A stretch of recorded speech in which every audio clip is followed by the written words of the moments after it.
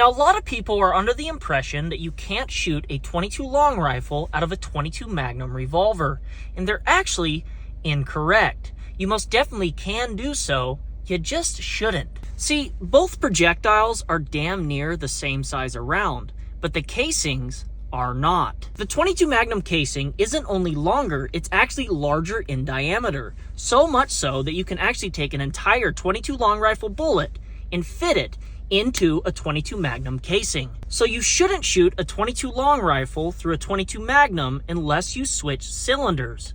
But just because you shouldn't do something doesn't necessarily mean you can't do it. For example, this is a switch gun revolver made by Standard Manufacturing. This is a multi-caliber firearm, so I can switch between .22 Magnum and .22 long rifle cylinders and fire them out the same gun. But we're about to load this .22 Magnum cylinder with 5 shots of .22 long rifle. Now, it's important to note that before I do this, I'm going to get a lot of people in my comments saying this is a dumb idea, I'm an idiot, I could get seriously hurt and damage my firearm. And they are correct, this is probably a bad idea. But I'm going to do it anyways because unlike them, I was allowed to bruise my knee as a child, and I didn't grow up to be a walking, talking, raging mangina.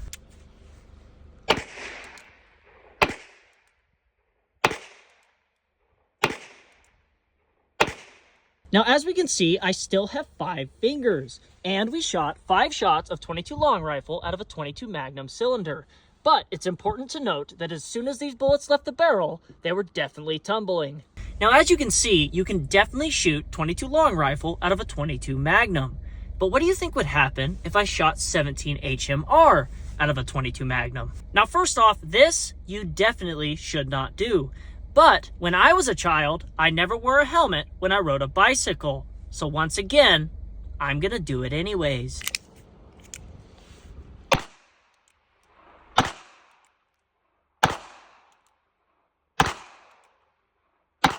Now, once again, I still have 5 fingers. And as you can see, 17 HMR definitely did not burn up most of the propellant. And you can see that the bullets were definitely tumbling. So what's the point of this video? Well, I really just wanted to teach people the difference between can't and shouldn't, because way too often they use the 2 words synonymously. Also, since you can just run to your local Black Sheep right now and pick up a box of .22 Magnum for under $20, knowing that you can shoot 17 HMR and .22 long rifle out of your .22 Magnum might seem like useless knowledge. But if shit hits the fan and you can't buy .22 Magnum and you need to put a scroll on the table for dinner, I don't think you'll be worrying about things you shouldn't do when you know they can be done.